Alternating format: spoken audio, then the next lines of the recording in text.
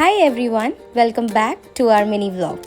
तो बचपन में ना फेस्टिवल वाले दिन जब मम्मी पापा हमें जल्दी उठा दिया करते थे और हमसे बहुत सारे काम करवाया करते थे, तब शायद हमें वो चीज़ें अच्छी नहीं लगती थी।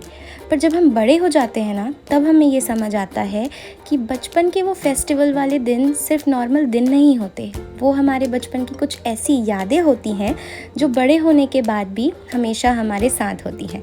तो आज था कुछ ऐसा ही दिन, आज था गणेश चतुर्थी का दिन। हम दोनों सुबह जल्दी उठकर रेडी हुए, उसके बाद मैंने ये रंगोली बनाई, फिर हम निकल गए थे बाहर कुछ काम से और अपने गणपति बप्पा को लाने के लिए। तो घर से निकलते ही कुछ दूर चलते ही काफ़ी सारे डिस्कशंस करने के बाद कि हमें क्या क्या चीज़ें चाहिए, सबसे पहले पिया मैंने ये नारियल पानी।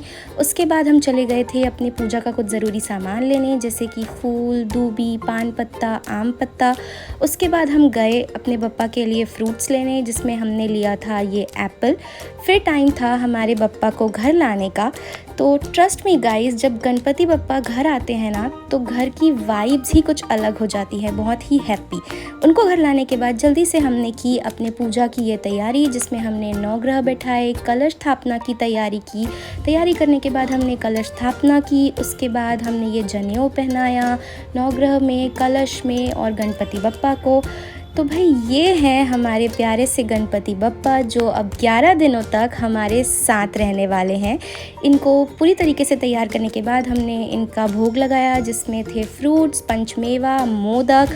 ये सारा भोग लगाने के बाद और सजने के बाद हमारे गणपति बप्पा कुछ ऐसे लग रहे थे।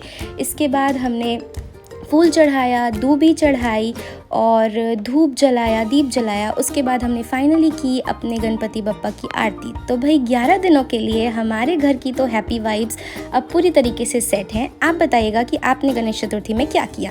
अगर आपको ये व्लॉग अच्छा लगा हो तो please like, share and subscribe. Happy Ganesh Chaturthi.